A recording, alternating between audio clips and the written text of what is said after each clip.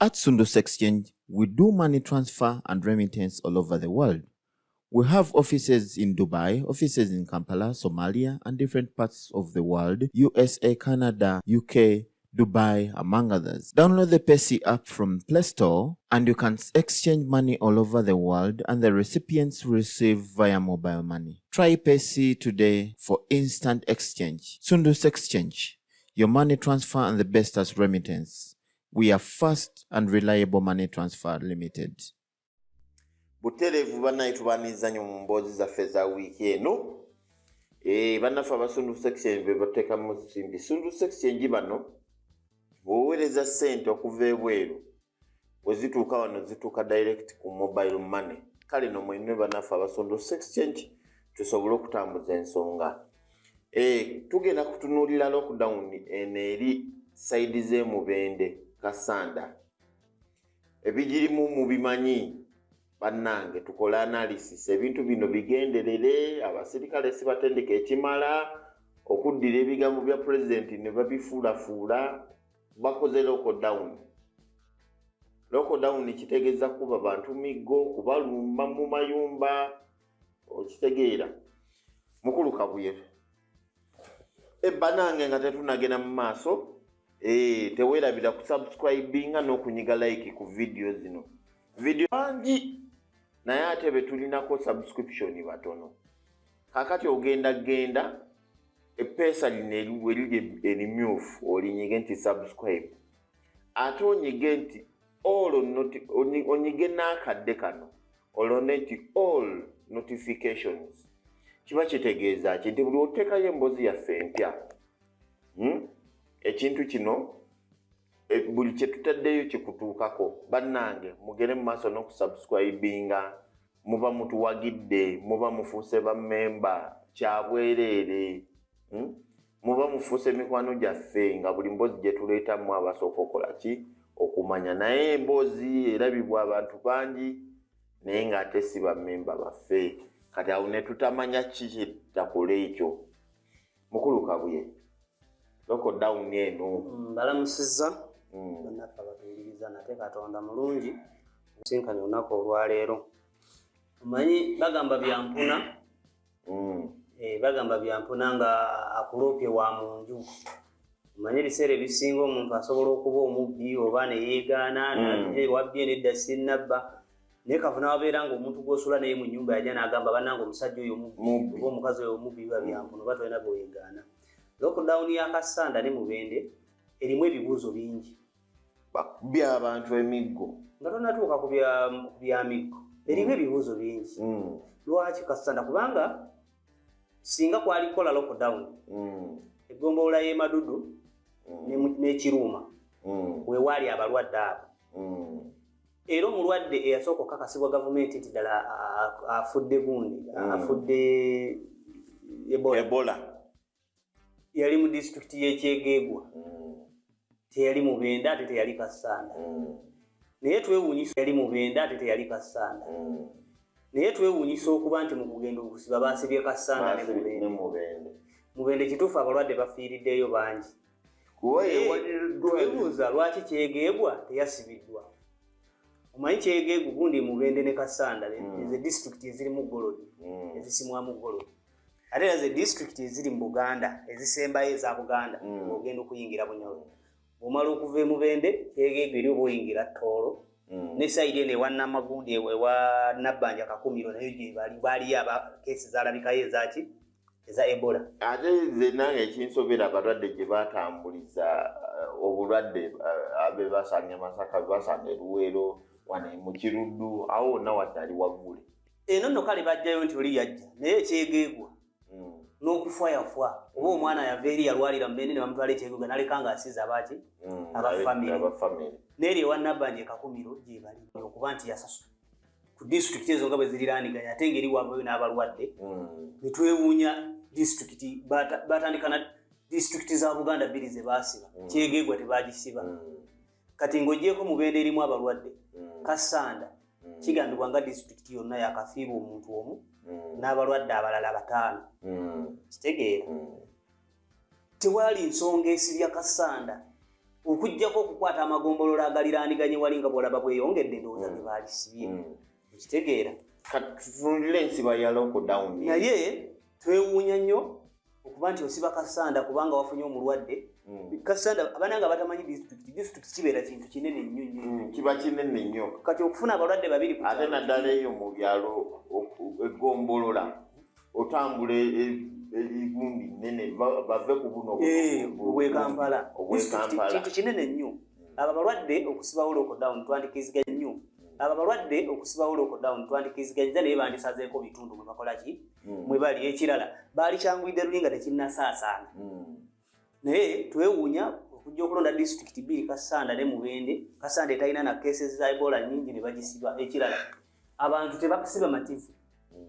tebategeera kintu Ebola na nnyonnyola yakyo gye bakinnyonnyola mu nkwata gye kikola ki gyekikwatamu kuba tosobola kugamba abantu nti munaabe engalo nga bwe twali tukola mu covid Ebola mwangu nga pulezidenti yasooka okwogera owooza munaabe engalo mubeere bayonjo n'asooka akwata abasawo n'abatta kati abasawo be basinga okuba bakyafu ate nga baba bayonjo abasawo bamanyi ekyokukola balina ne disinfectant webale nnyo naye kati ate Ebola baba akwata omuntu nga musawo n'amutta kitegeeza kyetagisa okunnyonnyola okunene ku bantu ba bulijjo engeri gye bakola beekuuma Ebola kati bagenza okunnyonnyola nga omu ku balwadde gwe bazudde Kasanda nga tabangako na mulwadde w'Ebola gw'aliraana nga tatambulanga kumugjayo era nga ne mu kitundu mwali yasoose kyebuuzibwa yavuddewa awo tunuulira byakulya talina contacts zonna zeyagenzeemu okitegeera abantu bomukyala afumba emmere n'agyeriira naye bamusanze akoze eki enno kitegeeza kiddayo mbagamba mwe bainvesita be mutijja nabo n'abantu be mulowooza nti balambuzi abantu abo be baleeta obulwadde obwo ne babusiga mu bantu direct kati oyo omulwadde either atunuulira byakulya either false alarm nti baamukebera naye ng'obulwadde bwalina si bwa Ebola wadde ayinza okuba yalina obubonero bagamba Ebola naye nga talina we yali alazeeko anti kyekugamba kati kyegamba bano abalambuzi be mulowooza mbu muggulawo eggwanga n'essaawa ya leero mubakubira akade mujje Uganda nnungi n'ebitundu mubisibye nomuwoza abalambuzi bakole ki abasajja abo be bajja n'obuko obabukola ne babuleeta muno abantu balina ekigendererwa kyabwe kuba tewaliwo gye kaavudde nti kavesude kati goŋŋambe nti muleke okulya amazike mukole ki Kongo gye bali amazike ne Kasese bubuuka butya bonda ne bujja busibye ne bubuuka region bbiri ne bubuuka abakonjo ne bubuuka abatolo n'abanyolo ne bubuuka ne busibira mu Buganda kitegeera ne butandika okukwata abantu mutubuulire abantu mubannyonnyole era mubannyonnyole n'ensonga lwaki mu disitulikiti bbiri ezirina golodi we wali obulwadde obwo kati bwe tutunuulira engeri gye baataddemu lockdown eno nkyasobeddwa abasirikale ebigendererwa by'omukulembeze oba ebigambo babiwulira bubi abasirikale balemeramu looko y'okubba covid era njagala okutegeeza na wano mu Kampala ne Wakiso abasirikale bali mu kufuuyirira kannasi obulwadde obwo bujje era singa babadde balina obusobozi obubutambuza bandibadde babuleese dda wano kuba babba nnyo mu lockdown eri eya covid era omusirikale ataagaggawalira omwo nga bw'alifa bano olwabateereddewo lockdown ne bagamba abalumbye na ssaawa 6 gwa kiro pulezidenti yayogera ku ssaawa zaali 2 nti nzigaddewo Kasanda ku ssaawa 2 nga pulezidenti ne ku TV tanavwako abantu abo bakyewuunya na kwewuunya abasajja abo baali batandise okukuba abantu embooko mu tawuni nga babagoba Mubende tawuni nnene waliwo abantu abakolerayo bizinensi nga bava Kampala bava Busoga bava mu disitulikiti ez'enjawulo omukulembeze agambye ensibye Mubende ku ssaawa 3 n'ogisibirawo abantu obasibiddeyo tebalina kyakulya bapangisa abamu baali balina okutambula bakomyewo mu Kampala bala bagende ekibuga ssaawa eyo n'oggalawo n'okwata bodaboda n'okwata mmotoka pulizi bantu mmwe newankubadde okutegeera kwammwe si kwekungi poliisi newankubadde okutegeera kwammwe ababyokwerinda mu security si kwekungi nti mugendayo si lwa busobozi mugendayo lwa mwana waani na bifo ki naye ekyo kyetaagisa muntu kutegeera kwakikula ky'okuba omusibe okimanye nti omuntu bamuganye ku ssaawa 2 kitundu ssaawa 3 osiba amakulu kale nno bandimuganye okukola ki okufuluma oba okukwata ekkubo erifuluma naye ate n'ebidduka ne babikwata naye omuntu omusibidde Mubende si gyazaalwa Mubende yagenda kukolerayo bizinensi okitegeera yagenda kukolerayo bizinensi abaana abo abamu ababeera mu byalo ebiriranye Mubende Madudu wawe watyo Kasana Kasambye we batyamu bajja nagula piki ye nagireeta ku boda yawa Mubende wabavugira gwe mulimo gokka gwakolaki walina kuba ye wali town kitegeeza buteekawo lockdown teri kuddamu kuvuga pikipiki ayina okugivuga dde waabwe asobole okulya ku mmere enneeyo mu ave mu kazigo ke yapangisa naye gwe olangiridde lockdown ku saa 2 saawa 3 amakubo gonna bagasibye oba mubbi polisi newankubadde okutegeera kwa muntu ekutono naye mutuyambe nze lockdown eno abapoliisi abamu naye ngenze enkizuula nti abapoliisi kumpi bonna okutegeera kw'abeesamba kati emisana tebakkiriza piki zino okutambula kuba nze ndowooza zanditambudde nga zitambulira kati kankubuulire olaba lockdown za covid baateekawo lockdown nsi yonna naye ng'okwata piki yo n'ogenda osibako ekifuluusi ekyebyokulya n'okikola ki era n'emigugu abantu ne basigala nga bagitambuza ne bafuna ak'okulya era abantu baatambulanga ne basala ne disitulikiti ku piki ezo naye abantu batuuka okulowooza nti kiri kyalo kye baasibye eri tawuni Mubende tawuni baasibiddemu tawuni nnyingi baasibye Mubende waliwo tawuni y'Omukyenda waliwo tawuni y'Omukiganda waliwo tawuni y'e Kalamba waliwo tawuni y'e Nyanzi Kasanda tawuni Bukuya tawuni bonna emmere bagulangule tebalina malimiro kale ekibuuzo kyange abantu emisana babaganya okutambula kuba ndaba n'emisana babeera bakuba abantu emisana tambuza bigere emisana tambuza bigere emisana baagala otambuza ebigere kati atambuza ebigere emisana yatasobola kutambuza bulwadde okusala anti bwebugwagwa disitulikiti gy'osala Mubende disitulikiti nnene osobola okutambula ogisala tosobola osobola okusala Kasanda disitulikiti nnene tosobola kati weeyagala okutegeerera Kasanda erina ba MPs bana kitegeera kati bandisazeewo amakubo ne bagamba nti okufuluma Mubende ng'odda Kampala tekikkirizibwa okoma wano Mubende district abantu ne babaleka nga beetaaya munda Mubende district erina ba MPs bataano kati gwe bala MPs constituencies basiikire bezankana obunene ebeera nnene oli tasobola gitambula n'akola ki naye bano bagwawo ate kyampadde n'ekyokulabirako nti kyevudde njogeramu nansaasira nti omuntu kasoobera omwogezi wa poliisi okutegeerako okuteeka wali era lumuta amala ebirudi yagenda n'ayogerako enanga oyo naga nti enanga ku ye ekitegeera nga gundi uniform naki ebyobusiru netukoga omusajja obamubiteetaagisa naye natuuse okulaba nze ku bogezi ba poliisi bembadde ndabamu omulamu abadde bamu akamagezi ye mwogezi wa Wamala Region Kawala naye bamubuuziza eggulo nti kuba minisita juzi yagenda n'atangaaza n'agamba banna ab'emigugu tubakkiriza bakole ki basitule ebigugu ku bodaboda nga tebakoze eki abantu bodaboda zaabwe ne bazigyewo poliisi nebakwata bwe babakute ne bagamba ne poliisi temutegeera luzungu ng'omukulembeze ayogera batugambye Kawala yagambye tebannatuwa kiwandiiko mu butongole kati nebuuza omuntu omutanga oyo President bwe yali ayise ekirangiriro yakiyisiza ku TV teyabawandiikira era olwali okuyisa ekiwandiiko ku TV ne mutandika okukwata abantu olwava ku TV nti ne mutandika okukwata abantu amakubo ne mugasiba yenkola yemu gye bayiseemu okugamba nti ab'emigugu mbaleke bagire mbw ate twagala kiwandiiko kati bwe mwali musibawo mwalida kiwandiiko Kawala yeeyise ki yagambye kuba tebannafuna kiwandiiko ensonga lwaki bakwata abantu bana ab'ebyokwerinda mutuyambe Bicho jijjayo basaba mitwalo 4 okufuuka omwogezi wa poliisi embeera yemwe eri yali ey'e Masaka oba okufuuka omwogezi wa poliisi oba okubola omukozi wa poliisi si mwe mutegeere nnyo nti mwasoma mu kirasi mwe mwasinga ekyo tukibasonyiwa kuba embeera bannayuganda betukola kimu tuli naye kyetaagisa kutegeera ki nti wali osibawo tekyali kiwandiiko na kino si kiki gwe mu kutegeerako ekikukwasa omusajja asibyeko amanda abiri agatwale wakaawe oba agatwalire omuntu afune kasente kyetaaga kutegeera kukoona mu kinu okubaamu amagezi nti ono omuntu anoonyeza ate okimanye nti piki zeeyo zisinga kusitula migugu President Museveni ekintu kimu ye kyamanyi ntalo byakifuba kyova olaba buli nsonga eteekawo kafiyu gyasookerako okulowoozaako nti okutta omuntu we Mubende omutadde ku kafiyu naye talina nnimiro ne pikipiki naye talina nnimiro ne pikipiki eyanimuleetedde akamera okugenda okusaka naye ogikutte togikiriza kukola ki togikiriza kutambula kyokka ate ekisinga okwewunyisa abasajja abo okumanya simanyi nze ngeri ki gye balabamu bintu ebirombe bya golodi ebirimu obulabu obungi balese biggule golodi bamusime bamutwale bakugobye mu town wokolera de kaboda bodo sasanya covid ekirombe kirimu abantu 200 kyo kigule kisigadde kikola ne bantu mmwe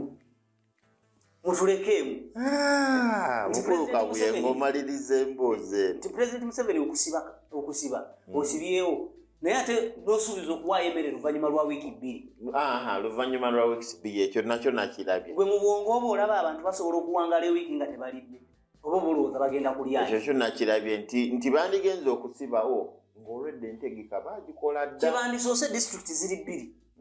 ate si disitulikiti yonna nti erina okugabirwa emmere mugabireko obubuga ababeera mu bubuga kuba mu byalo bayina emmere bwe yandigidde awo twandisoose kulaba na gundi lole za buwunga nga ziyingira Mubende